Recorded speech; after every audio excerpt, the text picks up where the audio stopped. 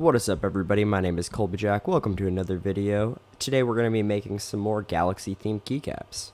Sit back, relax, and enjoy the video. As always, we're going to need to start off with some resin. Along with that, we're also going to need these keycap molds, some sort of resin dye, and then the last big tool I'm using today is this scale I got off eBay for like 10 bucks. Now, if used correctly, this could be incredibly helpful and prevent soft keycaps, but I didn't use it right. See, the smart thing to do would be to put the cup on the scale, as I'm doing here, zero it out, and then pour the first half of the resin in. Then zero it out again, and then pour the second half into the same mixing cup.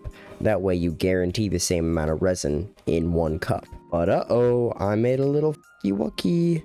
See, instead of doing that, I measured out two separate cups of resin, and sure, they both have the same amount in them, but when I mix them together in a different cup, there will be some sort of imperfection there. So yeah, I didn't think this through all the way. Also, ignore the fact that I f***ed up this one and had to go pour more in the first cup.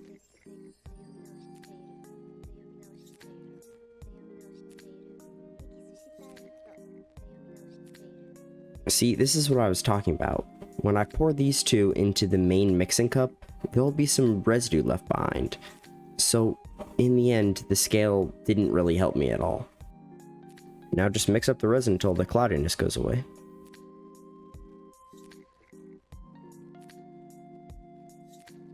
Now here's where I should start talking about my design idea. I want to have a diagonal line of a color going through the center of a completely black keycap. To do this, I need to set aside a little bit of resin to put my yellow dye into, and then the rest of it I'll just mix the black dye into. And to make it look like there are stars up in the sky, you know we gotta add some glitter.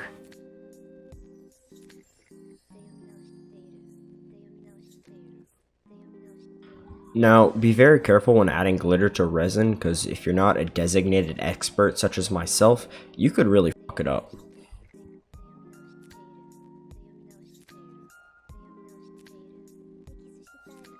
Now it's time to add a little bit of black dye to the resin.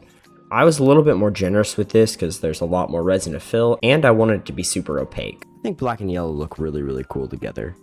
But you know what would make it look even cooler? More glitter. Now, it's very important to find that perfect glitter to resin ratio. Here you can see me being very careful with the amount that I apply.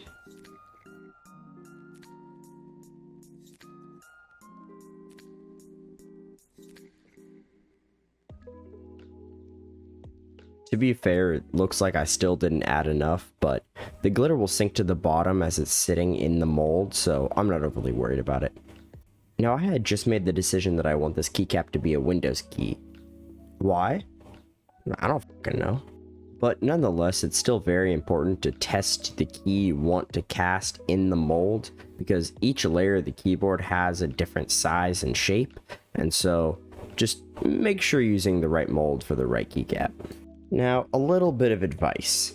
Don't drink a whole bang right before you do this. Your hands are going to be shaky as f***. And it also didn't help that my tripod was in the way, but still, avoid caffeine when doing high detail work. Here I just laid down that diagonal line I was talking about earlier, and then in a second I'm about to pour in the black on either side and kind of just let it fill up the rest of the way. In theory, I should have added a bit more yellow. In fact, I did that with a second keycap later, and it turned out a lot better.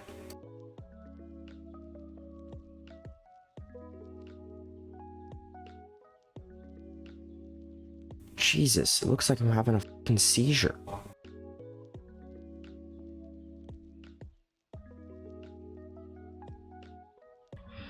Here's where I start adding in the black dye. As you can see, I'm attempting to let it drip in from each corner on the opposite sides of the diagonal line. That way I can get it to fill in the rest of the keycap without actually pushing the yellow out of the way. And by the time you see the end result, it actually worked.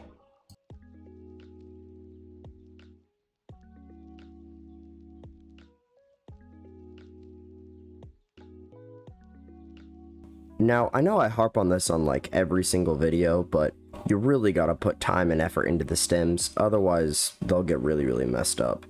I always recommend putting it into one of the corners and then just letting the resin fill in the rest of the way. And then giving it a good old-fashioned flick and jiggle always helps.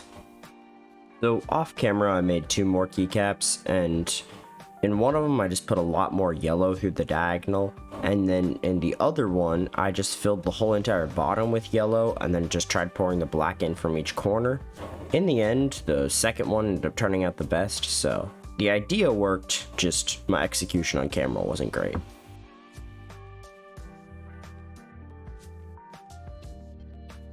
Remember last year when I made a video making this keycap and I promised like a short or some sort of update to try and see if I can make the stem fit a little bit better?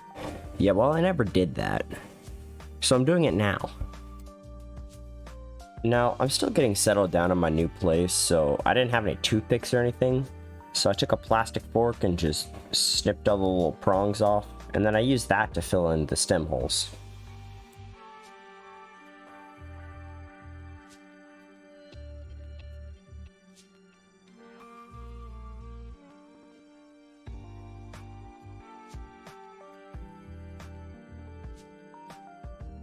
Lastly, we just gotta put the stems into the keycaps and then we wait about 24 hours for it to cure.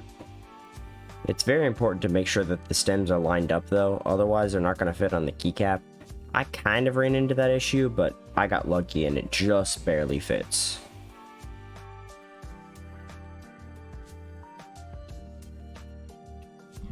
Alright, 30 hours later and it's time for the big reveal.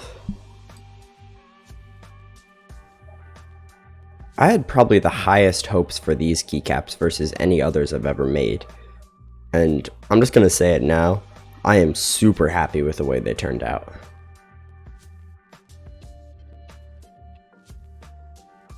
Even though the one on the left doesn't completely look like a galaxy keycap, it still has this really cool starry space look, almost sort of like a nebula. I don't know, I really liked it.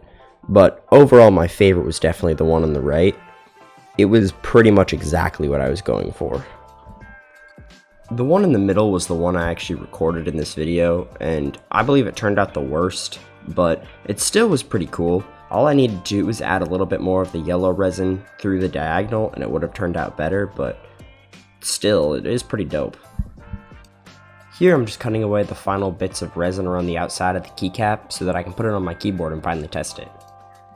As you can see, the resin still wasn't fully cured as it was a little bit flexible. I'm hoping this will go away within the next 24 hours. It typically does when I make keycaps like this, but still, we'll see. Shaky shake. So here, I just wanted to try to see if this would work. I took these acrylic water-based markers I had and tried to draw a little Windows symbol on the keycap that I didn't like. It didn't end up working because the resin surface was too smooth, but if I had hit it with sandpaper or something along those lines first, it may have turned out a little bit better. I still just like the galaxy in and of itself, but I still wanted to give it a shot. To try and combat the smooth surface, I used this stippling effect, which basically means I just dotted the ink everywhere I wanted it, but even then it turned out really rough and I decided just to go with my plain resin keycap for my keyboard. Now finally, here's the update for that keycap I made like 2 videos ago. I am super happy with how this test turned out. I can now support the whole weight of my keyboard just off of this keycap, which I think should be normal for a keycap, as all of my other ones do that. But yeah, adding some resin in the stem holes really helped. It barely even changed the appearance of the keycap. There's a little bit of paper from the bowl that stuck to the bottom, but that's not that big of a deal as you never see that part of the keycap. Thank you so much for watching all the way to the end of this video. My keyboard is slowly getting more and more full of keycaps that are completely custom made, which I think is super cool.